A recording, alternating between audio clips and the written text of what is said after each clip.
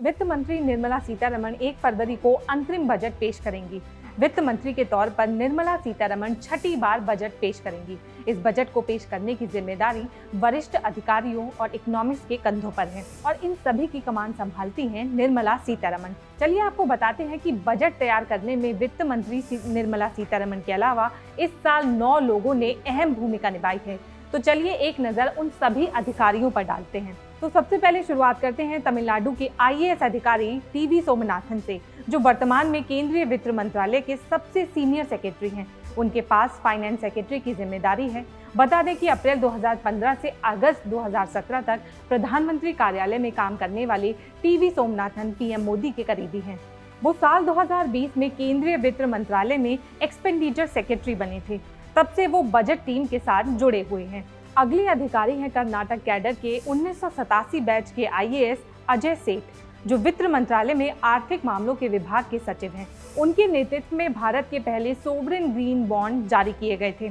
बता दें कि साल 2021 से वो वित्त मंत्रालय से जुड़े और बजट की टीम का हिस्सा बने। बजट टीम के अगले अधिकारी हैं तुहिन कांता पांडे, जो department of investment and public asset management के सेक्रेटरी हैं।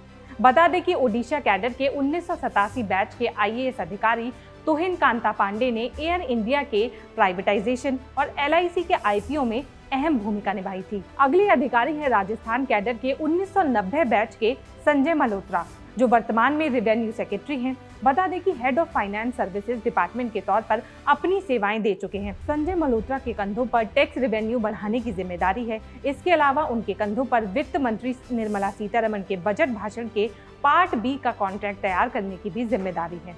आगे बढ़ते हैं तो बजट टीम के अगले अधिकारी हैं विवेक जोशी, जो टीम के सबसे नए सदस्य हैं।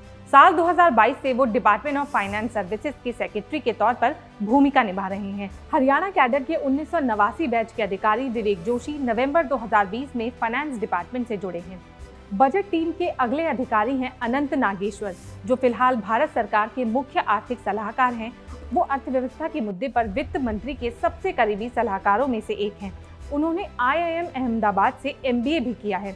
इसके अलावा G20 के दौरान उनके काम की भी काफी सराहना हुई थी। इन सभी के अलावा अगले अधिकारी हैं नितिन गुप्ता, जो central board of direct tax के चेयरमैन हैं। इस बार के बजट के लिए वो income tax, corporate tax, direct tax और इससे जुड़े प्रस्तावों को तैयार करने में मदद कर रहे हैं। अगले अधिकारी हैं इंडियन रेवेन्यू सर्विसेज के GST और कस्टमर डिपार्टमेंट के अधिकारी संजय कुमार अग्रवाल। इस बजट में वो डायरेक्ट टैक्स, कस्टम ड्यूटी में बदलाव और GST से जुड़े प्रस्तावों पर काम कर रहे हैं। वहीं टीम के आखिरी मेंबर हैं तमिलनाडु कैडर के 1997 बैच के IAS अधिकारी आशीष वछानी, जो चीफ बजट ऑफिसर हैं। उनके पास पॉलिसी फॉर्मुलेशन एंड इम्प्लीमेंटेशन का लंबा अनुभव है। उन्हें बजट टीम का वेटरन भी कहा जाता है।